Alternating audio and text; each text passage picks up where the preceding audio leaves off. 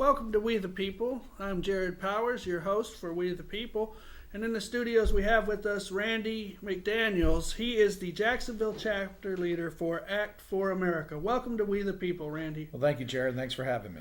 Well, Randy, here is a hot button subject. Today we are looking at the rise of Islam in America, and there are some words that appeal to the Muslim world but aren't very appealing to American citizens, such as Sharia. Randy, what in the world is Sharia? Well, Sharia is the Islamic law. And if we were to equate that to something that we could really understand easily, and from what I've heard Muslims actually tell me they believe it is, Sharia is basically the constitution of the Ummah or the Islamic community. Now, give me a couple examples of Sharia. Well, examples of Sharia law would be, testimony of a woman. Under Sharia law, if we have in a court of law, we would have witnesses.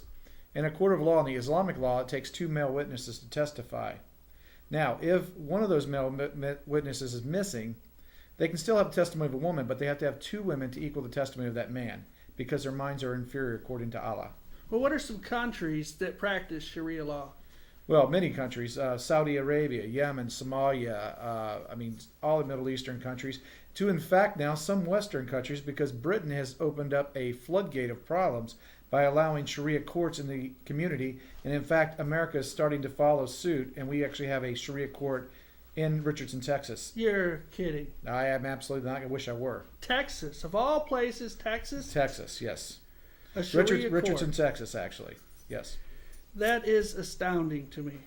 Well, you're listening to We the People, and we have Randy McDaniels here. For more information, you can reach him at actforamerica.com, and you can go to www.actforamerica.com or actjacksonville@live.com. You can email me if you have other questions. This is your host of We the People, Jared Powers, America Akbar. And until the next time, remember, faith is the foundation for freedom.